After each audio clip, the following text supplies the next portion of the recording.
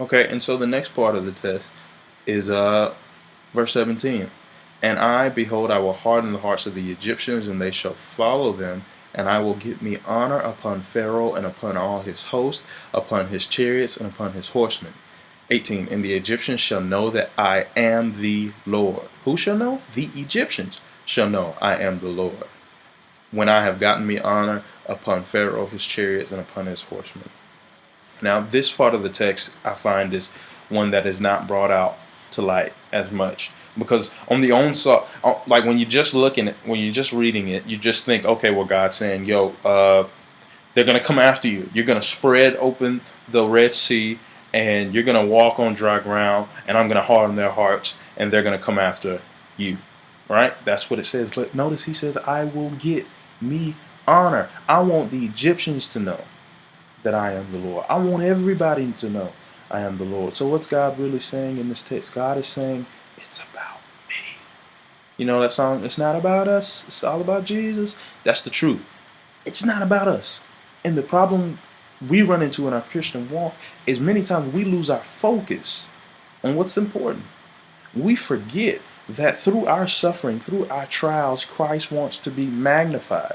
I believe it's in Philippians where Paul says, it is my earnest expectation and my hope that Christ be magnified in my body, whether it be by life or by death. For to me to live is die. For me to live is Christ and to die is gain. And we've got to ask ourselves and be honest and say, is that my mentality? Or am I coming to God whining and complaining just like the Israelites whining and complaining to Moses? Why did you leave us here? Why did you bring us here just to die within the graves in Egypt? And then we stop moving forward. And when God tells us to make a move of faith and walk forward in that thing, we have an issue, we have a problem. We don't want to wait all night like Moses had to do with his arm outstretched over the sea. But it's all about God, y'all. It's all about his glory. And in our lives, next time you start going through, think about that. God is trying to get glory out of my life for not only me to see and be a witness of, but for everybody who is in contact with me. What an honor. What a privilege.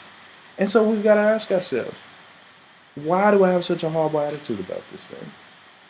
Why? What is wrong? God, fix my heart because my heart is wrong if I have a problem with you trying to get glory out of my life. And I mean, that's where we are in church today. That's where we are in Christianity today. We're in this place where we feel like God owes us something. And God don't owe us nothing. And it's an honor to suffer for him. It's an honor to be forsaken. It's an honor to be talked about. It's an honor to be picked on. It's an honor to be cussed out. It's an honor for your boss not to like you at the job. It's an honor to struggle with bills, to struggle with children, to struggle with relationships, because Christ is out for the glory. And you would say, well, David, why every time you say glory, you talk about suffering? Why is that the case? The most glory ever happened on the cross. I mean, what else is there to say? It was on the cross that the glory of the Son was revealed. It was on the cross. That was where his love was shown for us. Christ commended his love towards us in that while we were yet sinners, he died for us. That's where the glory is in. It's in the suffering. It's in the pain. It's in the heartache. That's where the heart of the Father is revealed. And that's what he wants us to understand in this text. And he's telling Moses, he's reminding him, he's like, hey, I'm sending them after you because I want the glory. I want the glory. I want them to know I'm God too. I want the whole nation of Egypt to know I'm God. Because when somebody survives that thing, or when they ask what happened, when the Egyptians ask what happened to all Pharaoh and all his army, and they say the sea swallowed them, I want the glory. I want the glory.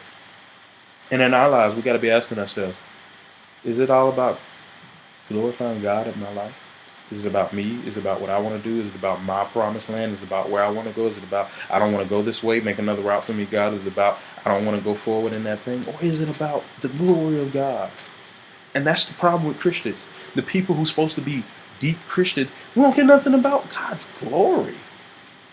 Do you see? And this is sad for us, and this is really convicting. and it allows us to grow because we realize, man, I'm not where I thought I was in my relationship with Christ at all, at all. Because God, it's all about you, and we have got to train our flesh and to grow our spirit to the point where that when we wake up, we're saying it's all about you today, God. Have your way today. I don't care what happens. I got a plan for today, but doggone it, I want to see you glorified in my life today in a big way. But that's got to be our mentality. Most time we don't seek after that. And the last part of the text that we discussed, I'll move on, verses 19 and 20. And the angel of God, which went before the camp of Israel, removed and went behind them. And the pillar of the cloud went before their face and stood behind them. And it came between the camp of Egyptians and the camp of Israel, and it was a cloud and darkness to them, but it gave light by night to these, so that one came not near the other all night. And this is beautiful because, man, God's going to protect you, yo. He's not going to let nobody lay a hand on you. And if he does, it's because that's his will. But God is going to keep you. He's going to protect you. Nothing happens without God's approval, without God signing off on it. Nothing happens. And what's beautiful about the text is, I mean, God just took the angel and he was like, all right, get in between them and the Egyptians and just protect them. And he did. And I mean, wow, what a beautiful text. I mean, the angel of God was a pillar of cloud before their face, but then it stood, which is, I always like verses like that. It stood behind them. And God's going to stand behind you. He's going to stand behind you.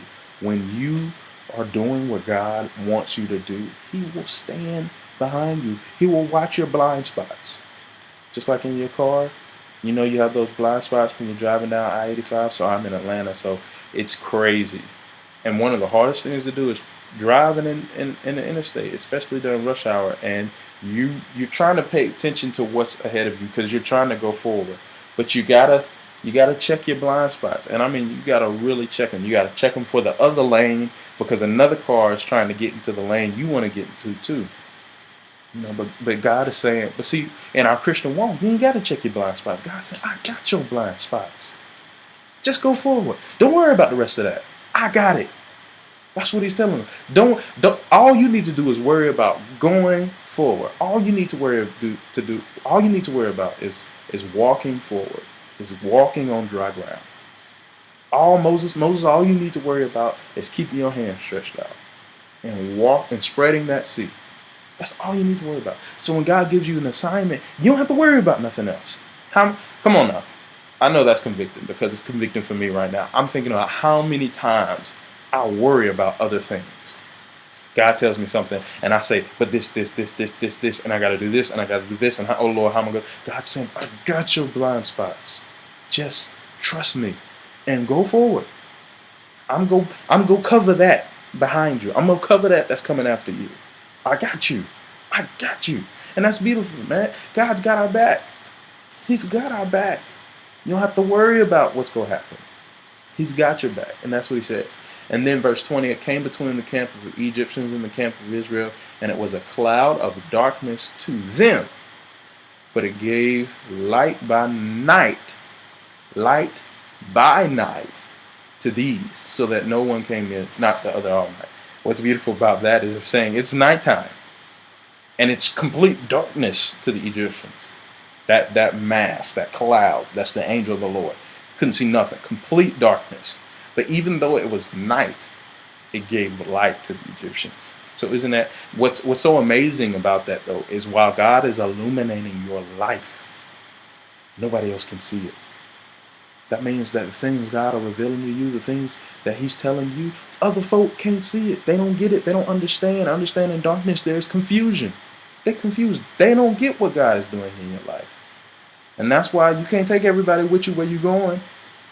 You can't. Everybody ain't fit to go where God wants you to go. And we see that here in the text.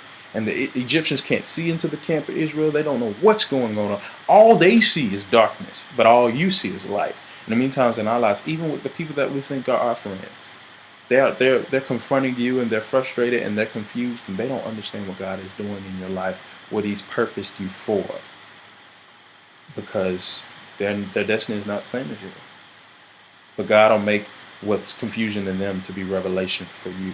They're confused, and you're getting revelatory knowledge from Christ. So yeah, it was a great lesson. Hope you guys enjoyed it. Man, and it was really powerful. I mean, we discussed a lot, about moving forward in faith. Are you standing still or are you walking forward?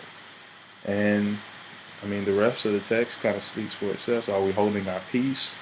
You know, God is going to protect us and cover our blind spots. He's going to be our guide and our guard. And it's all about His glory. Some great things for us to think about, some great things for us to pray about. Let me know what you think. Leave comments and whatnot. And I pray that you guys are blessed with this as much as I am. I mean, I've already preached it, but man, I got more things out of just talking about it than I did preaching about it. And I mean, it's awesome because God's word renews itself like that. It's regenerate like that. So yeah, but hopefully I'll be able to do the third segment another day sometime soon. But all right, I'll catch you guys later. Peace.